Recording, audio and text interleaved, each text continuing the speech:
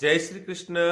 नमस्कार साथियों, स्वागत है आपका इस YouTube चैनल में। यदि आपने इस चैनल को सब्सक्राइब नहीं किया है तो सब्सक्राइब अवश्य कर लें। साथियों, आज हम मकर संक्रांति के बारे में जानेंगे। क्या महत्व है इस पर्व का हिंदू धर्म में, क्यों इतनी धूमधाम से हम मकर संक्रांति मनाते हैं, क्या है मकर संक्रांति का महत्व और ये कब लगेगी, इसका पुण्य काल कब रहेगा और इस दिन क्या क्या करना चाहिए। मकर संक्रांति में संक्रांति के वाहन, उपवाहन, वस्त्र और मकर संक्रांति का वास किसके घर में है और साथ ही इसका प्रभाव किस पर कैसा प्रभाव पड़ेगा, इन सब के बारे में यदि आपको जानना है तो इस वीडियो के अंत तक बने रहे।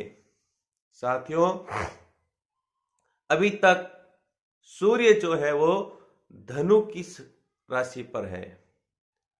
धनु राशि का जो स्वामी है वो गुरु है और गुरु है वो सभी ग्रहों का गुरु होने से सूर्य जो कि ग्रहों का राजा है उसका भी गुरु है और इस समय सूर्य अपने गुरु की सेवा में लगा हुआ है, इसलिए सूर्य नीच का है।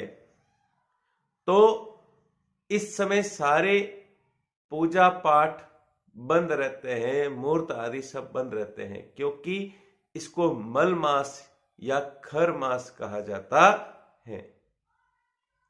अब जब सूर्य धनु राशि से निकलकर मकर में प्रवेश करेगा तो वह मकर राशि के स्वामी यानी शनि के घर में चला जाएगा और शनि जो है सूर्य का पुत्र है तो वह मकर राशि में सूर्य प्रभावी हो जाएगा और कर्क राशि से सूर्य का जो रथ है वो उत्तर से दक्षिण की ओर बढ़ता है, परंतु मकर राशि से सूर्य धीरे धीरे उत्तर की ओर बढ़ना प्रारंभ हो जाएगा, इसलिए इसको उत्तरायण भी कहा जाता है और इसका भारतीय संस्कृति और शास्त्रों के अनुसार बड़ा ही महत्व है।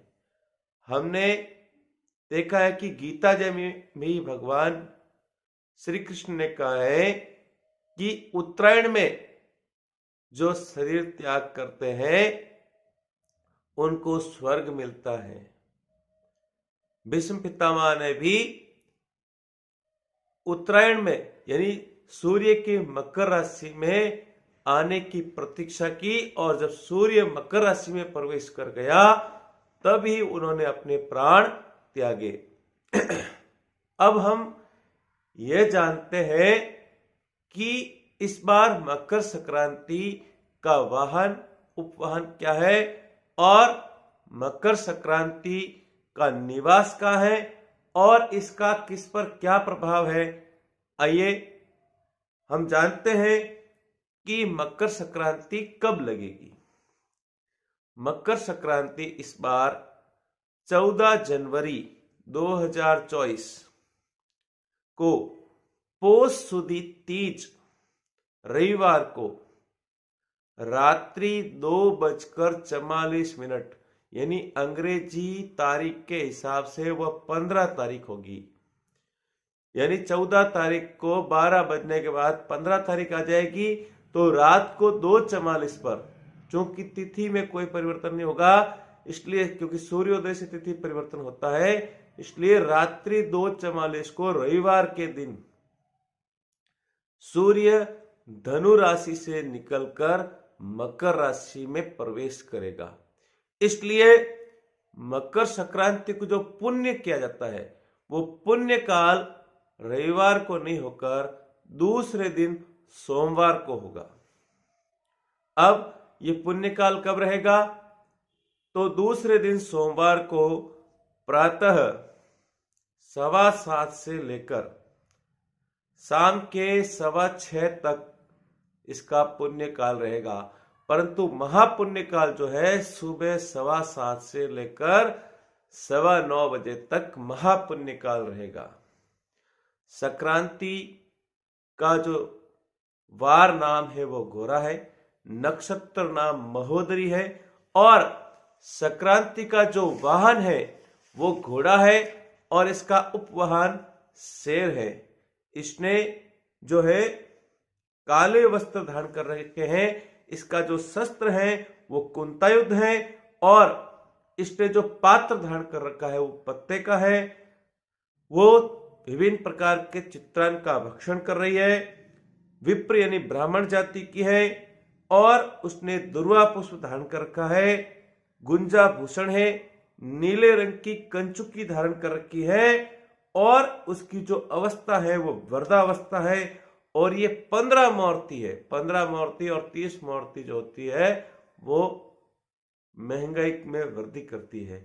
अब अक्सर ये बातें पूछ जाती है कि पंडित जी इस बार संक्रांति का वास क्या है, क्योंकि जो रबी की फसल है वो उस पर संक्रांति किसके घर बैठी है इसका बड़ा प्रभाव पड़ता है और वर्ष फल के बारे में भी संक्रांति किसके घर बैठी है इसका बड़ा फल होता है। तो जानते हैं एक दोहे के अनुसार कि संक्रांति के किसके घर बैठी है इसका पता कैसे चलेगा। दोहा इस प्रकार है, रवि गुरु साहा शशि घर धोबी मंगल बसे कुमार। रवि गुरु साहा शशि घर धोबी मंगल बसे कुमार, बुध शुक्र बागा बसे और शनि सदन कसाई जान। अर्थात रविवार और गुरुवार के दिन यदि संक्रांति लगे, मकर धनु से निकल मकर संक्रांति में यदि संक्रांति का प्रवेश रवि और गुरुवार को हो तो सा यानी बनिए के घर में बैठी है और मंगलवार को यदि प्रवेश करे तो वो कुमार के घर रहती है और शुक्रवार और बुधवार को यदि लगे तो बागा अर्थात माली के घर बैठी है और शनिवार को कसाई के घर। तो ऐसे में यदि बनिए के घर बैठी हो तो महंगाई बढ़ेगी और धोबी के घर हो तो सामान्य वर्षा होगी, कुमार के घर बैठे हो तो अकाल होगा और माली के घर हो तो उस समय उस वर्ष बहुत ही अच्छा वर्षा होगी और अच्छी वर्षा होगी और अच्छा फलदायी मास वर्ष होगा वो। और यदि शनिवार को संक्रांति प्रवेश करे तो नेष्ट फल सूचक होती है। अब इस बार जो संक्रांति है वो रविवार को मकर में संक्रांति लग रही है, यानी जो सूर्य है जो रविवार को धनु से मकर संक्रांति में प्रवेश कर रहा है। तो इस बार जो है संक्रांति का वास बनिए के घर में है। अब हम जानते हैं कि इस दिन हमें करना क्या चाहिए। उससे पहले ये जान लें कि इसका किसके ऊपर क्या प्रभाव पड़ने वाला है। इससे जो पर्वतों पर रहने वाले हैं, आदिवासी हैं, निर्धन है, वयोवृद्ध है और अनुसूचित जनजाति है, उनको शासन में लाभ मिलेगा। साथ ही जो स्टॉकिस्ट है, ठग है, चोरी के कर्म में लगे हुए लोभी और प्रलोभी हैं, उनके लिए ये संक्रांति बड़ी ही लाभदायक है। लेकिन गायक, वादक, नर्तक, चलचित्र के निर्माता और निर्देशक, इनके लिए ये जो है अशुभ रहेगी, इनके ऊपर भार रहेगा। अब धान्य गल्ला भाव उन्नत रहेंगे। मूंग, चावल, उड़द, काली मिर्च, ग्वार, तिल, गरम मसाला, चाय, दलहन, तिलहन और इनके जो है भाव में सुधार होगा। अब हम जानते हैं कि इस दिन क्या करना चाहिए, संक्रांति के दिन क्या करें। संक्रांति के दिन जो किसी पवित्र नदी, तीर्थ या गंगा जल में स्नान करते हैं उन और स्नान करने के बाद दान पुण्य करते हैं तो उनके लोक परलोक सुधर जाते हैं और पिछले जन्म के उनके जो बुरे कर्म किए हुए हैं वो भी समाप्त हो जाते हैं।